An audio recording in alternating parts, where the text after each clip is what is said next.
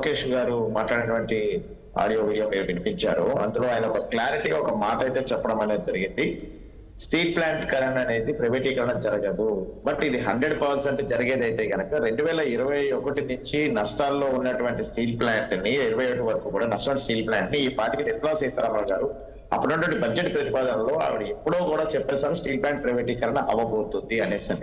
But the thing is ఇప్పటి వరకు కూడా దాంట్లో ఏమైనటువంటి రిసోర్సెస్ ఏమైనా ఉన్నాయా, దాంట్లో ఏమైనా మోడర్నైజేషన్ ఏమైనా ఇంకేమైనా మనకు ఆస్కారం ఉందా, లేదా దానిలో యొక్క డెవలప్మెంట్ పరంగా ఏమైనటువంటి విధి విధానాలు ఏమైనా మార్చొచ్చా అని చెప్పేసి అని గత 2021 నుంచి కూడా ఇప్పటి వరకు కూడా మా యొక్క భారతీయ జనతా పార్టీ ఆలోచన చేయడం అనేది జరిగింది. ఇప్పుడు వచ్చినటువంటి మన ఎన్డీఏ కూటమిలో చంద్రబాబు నాయుడు గారు కానీ, పవన్ కళ్యాణ్ గారు కానీ, అదేవిధంగా మా యొక్క పురంధేశ్వరి గారిని ఇప్పుడు ఉన్నటువంటి పరిస్థితుల్లో 100% ప్రతి ఒక్కరి యొక్క నినాదం ఆంధ్రప్రదేశ్ లో స్టీల్ ప్లాంట్ అనేది ఒక మైలురాయి అని చెప్పేసి ప్రతి ఒక్కరికి తెలుసు. ఎందుకంటే ఇందాక ఉమ్మడి ఆంధ్రప్రదేశ్ లో ఇది ఒక పెద్ద విజయం, ఒక స్టీల్ ప్లాంట్ కేంద్ర కార్యక్రమం తెచ్చుకోవడం అనేది.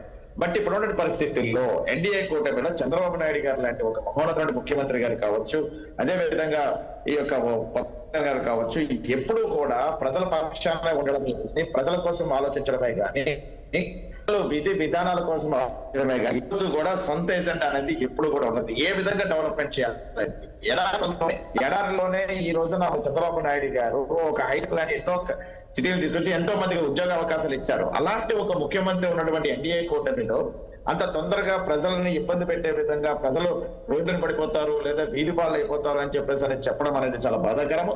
100% యొక్క ఏదైతే స్టీల్ ప్లాంట్ ఉన్నదో దాని ఒక ఆధునీకరణ వ్యవస్థకు సంబంధించిన ఫైల్ ఆల్రెడీ ఢిల్లీలో కదులుతున్నది. దానిలో మన చంద్రబాబు నాయుడు గారు కూడా మన లాస్ట్ టైం మాట్లాడడం అనేది జరిగింది. పవన్ కళ్యాణ్ కూడా దాని మీద కూర్చోవడం జరిగింది. మా పురంధేశ్వరి మేడం గారు కూడా వెంటనే దాని మీద మాట్లాడడం అనేది జరిగింది. ఏదైతే డెవలప్మెంట్ కావాల్సినటువంటి ఏవైతే ఎన్ని వేల కోట్లు కావాలి, సుమారు డెవలప్మెంట్ కావాల్సినటువంటి ఇందాక 7,500 కోట్లు దాని యొక్క డెవలప్మెంట్ కొత్త ఒక ఎలక్ట్రానిక్ సిస్టమ్ ప్యాకేజ్ సంబంధించినటువంటి విధం, దానిలో ఆర్గానిక్ సంబంధించినటువంటి ఏవైతే కనుక మిషనరీస్ ఉన్నాయో దాని ఎలక్ట్రానిక్ సిస్టమ్ లో మార్చడానికి సుమారు 7,500 కోట్లు అవుతుంది అని చెప్పేసి గతంలో మరినటువంటి మాట ఉన్నది జరిగింది.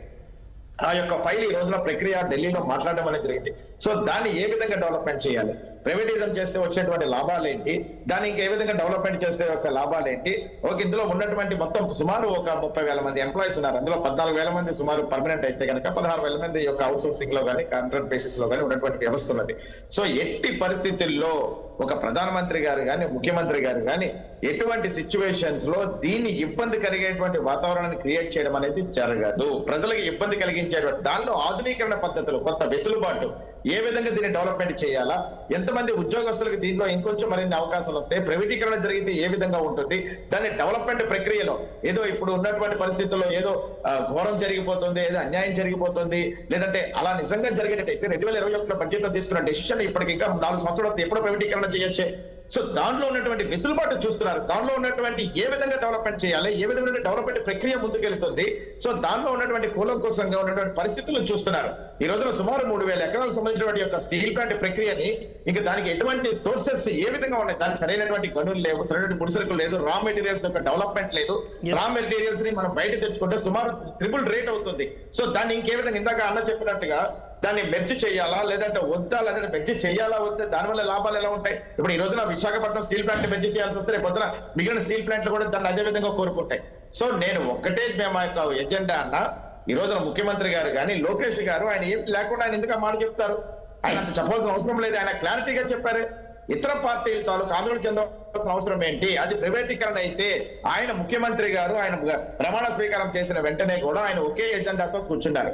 విశాఖపట్నానికి కానీ ఆంధ్రప్రదేశ్ కానీ ఎటువంటి డెవలప్మెంట్ రిసోర్సెస్ అవసరం అనే విధంగా ఆయన ఉన్నప్పుడు అందులో ముఖ్యమైనటువంటి భూమికలో విశాఖపట్నం స్టీల్ ప్లాంట్ మన అంటే ఇప్పుడు ఉన్నటువంటి ఆంధ్రప్రదేశ్ టీడీపీ అధ్యక్షులుగా ఉన్నటువంటి రాష్ట్ర అధ్యక్షులుగా ఉన్నటువంటి పల్ల శ్రీనివాసరావు గారు కానీ, మా యొక్క పురంధేశ్వరి గారని, ఇక్కడ ఉన్నటువంటి ఎమ్మెల్సీలు కానీ అందరూ కూడా కూర్చొని దీని మీద కేంద్ర మంత్రి గారిని కలవడం జరిగింది, స్టీల్ మంత్రి గారిని కలవడం జరిగింది, వాళ్ళతో మాట్లాడడం జరిగింది.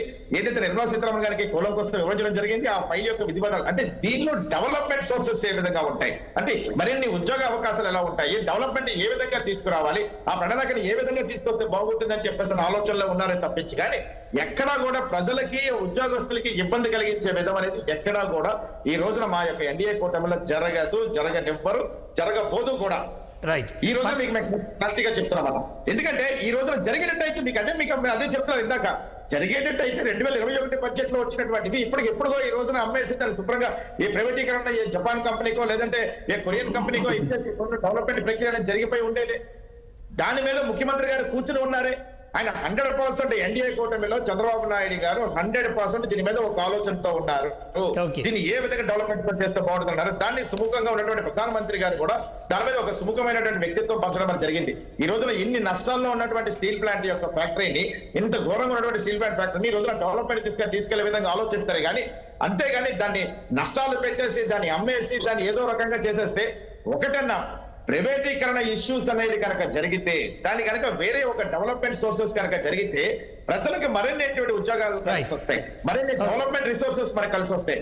ముడి సరుకులు రా మెటీరియల్స్, ఇప్పుడు మనకి రా మెటీరియల్ మనకి సుమారు 7,000కి దొరుకుతున్న రా మెటీరియల్ మరింత తక్కువగా దొరికేటువంటి అవకాశం ఉంటుంది. దాన్ని ఏ విధంగా మర్చి చేయాలా, ఏ విధంగా డెవలప్మెంట్ చేయాలా, ఈ యొక్క ఏదైతే ఫర్నిషింగ్ బ్లాస్టింగ్ ఫ్యాక్టరీ మెటీరియల్స్ ఉన్నాయో అవి మనం బయట ఉన్నటువంటి దాంతో పోలిస్తే సుమారు ట్రిపుల్ రేట్స్ ఉన్నాయి. ఇప్పుడు మనం బయట నుంచి ఇంపోర్ట్ చేసుకోవడం అనేది జరుగుతుంటే స్టీల్ ప్లాంట్ లో అలాంటి ఇంపోర్ట్ అనేది జరుగుతున్నప్పుడు దీన్ని మరిన్ని రిసోర్సెస్ ఇచ్చే విధంగా, మరిన్ని డెవలప్మెంట్ ఇచ్చే విధంగా ఉద్యోగస్తులు ఈ రోజున యూనియన్స్ వచ్చేసారు. కార్మికులు అంతే అనవసరమైనటువంటి ఆందోళన చేస్తున్నారు. ఎక్కడో ఒక సరైనటువంటి ఒకప్పుడు ఆందోళన హక్కు అని ఎప్పుడు భావించామంటే స్టీల్ ప్లాంట్ ఫ్యాక్టరీని మనం తెచ్చుకోవడం కోసమని, అప్పుడున్నటువంటి కాంగ్రెస్ ప్రభుత్వాల్లో స్టీల్ ప్లాంట్ ఫ్యాక్టరీని మనం తెచ్చుకోవడం కోసమని పార్లమెంట్ దగ్గర ధర్నాలు చేసి ఈ రోజున విశాఖపట్నం చదివించే 31 మంది ఈ రోజున బలవడం అనేది జరిగింది. కానీ ఇప్పుడు అదే స్టీల్ ప్లాంట్ నిలబెట్టుకోవాలా, స్టీల్ ప్లాంట్ నిలబెట్టుకోవాలి అంటే దానికి ఎటువంటి రిసోర్సెస్ కావాలి, స్టీల్ ప్లాంట్ ఏ విధంగా దాన్ని డెవలప్మెంట్ ప్రక్రియలో తీసుకెళ్లాలి, విశాఖ ఉక్కు స్టీల్ ప్లాంట్ హక్కు, విశాఖ ఉక్కు ఆంధ్రుల హక్కు అని ఆ నినాదానికి ఈ నినాదానికి కంప్లీట్లీ గా డిఫరెంట్ గా ఉన్నది. ఇది మనకి కావాలి అంటే, ఇది మనకి ఉండాలి అంటే, ఇది ఒక సిచ్యువేషన్ రిసోర్సెస్ కావాలి అంటే దాన్ని ఏ విధంగా డెవలప్మెంట్ ప్రక్రియలోకి వెళ్ళాలి. ఈ రోజున ఇప్పటి వరకు అంటే 1982 నుంచి 92 నిర్మాణమైన ఫ్యాక్టరీ ఈ రోజు వరకు కూడా 2021 జరుగుతున్నటువంటి విషయం, నాకు ఎన్నో అప్పులు తెచ్చినటువంటి విషయం. అప్పుడు కేంద్ర ప్రభుత్వం అప్పులు తీసుకొచ్చి బ్యాంకులతో రుణాలు తీసుకొచ్చి ఈ రోజు వరకు కూడా సుమారు కొన్ని కోట్ల రూపాయల బ్యాంకులు రుణాలు ఇవ్వాల్సిన పరిస్థితి ఈ రోజున కేంద్ర ప్రభుత్వం మీద భారం పడింది. మరి ఆ భారం అంతా తీర్చేటువంటి ప్రక్రియ ప్రైవేటీకరణ చేస్తే ఎంత దీన్ని భారం నశిస్తుంది, ప్రైవేటీకరణ చేస్తే ఈ భారాన్ని ఎంతవరకు తగ్గించవచ్చు. ఏ రోజైనా సరే కేంద్ర ప్రభుత్వము ఒక ఎజెండాతో ఉంటుంది, ఒక ఎన్డీఏ కూటమిలో ఒక ఎజెండాతో ఉంటుంది, ప్రజల పక్షాన ఉంటుంది, ప్రజలు ఆలోచించే విధంగా. ఈ రోజున ఒక హైటెక్ తీసుకొస్తే సాఫ్ట్వేర్ రంగాన్ని తీసుకున్న వ్యక్తి, ప్రామాణిక రంగంలో ఆయనకు ఆర్గనైజింగ్ సిస్టమ్ లో ఆయనకు ఒక ఆలోచన ఉంది. దాని 100% ఎన్డీఏ కూటమి గారు ప్రధానమంత్రి గారు ఒక క్వశ్చన్ తీసుకోండి, ఒక క్వశ్చన్ కి సమాధానం చెప్పండి. స్ట్రైట్ గా ఒక క్వశ్చన్ సమాధానం చెప్పండి. మీరు ఆల్రెడీ లోకేష్ గారు ఒక మాట చెప్పున్నారు, మేము ప్రైవేట్ పరం చేయము అని చెప్పేసి. కానీ ఇవాళ కార్మికుల్లో ఒక ఆందోళన ఉంది. ఇవాళ అవునన్నా కాదన్నా 30,000 కుటుంబాలకు సంబంధించిన సమస్య. అక్కడ వర్కింగ్ క్యాపిటల్ లేదు, అక్కడ సొంత గనులు లేవు, ఇది మనుగడ సాధించడం సాధ్యం కాదు అన్నది అక్కడ పనిచేస్తున్న వ్యక్తులుగా, వారు అక్కడ ఇంప్లిమెంట్ అందులో భాగంగా ఉన్న వ్యక్తులుగా వారు చెప్తున్న వాళ్ళ ఆందోళన. దాన్ని అర్థం చేసుకొని దానికి ఏమన్నా సొల్యూషన్ చెప్పించే అవకాశం ఉందా అడుగుతున్నారు వాళ్ళు. ఇది మనుగడ సాధ్యం కాదు అని చెప్పేసి అక్కడ ఉన్నటువంటి నిజంగా స్టీల్ ప్లాంట్ ఉద్యోగస్తులు, నిజంగా స్టీల్ ప్లాంట్ లో పనిచేస్తున్నటువంటి వాళ్ళకి అక్కడ ఉన్నటువంటి పరిస్థితి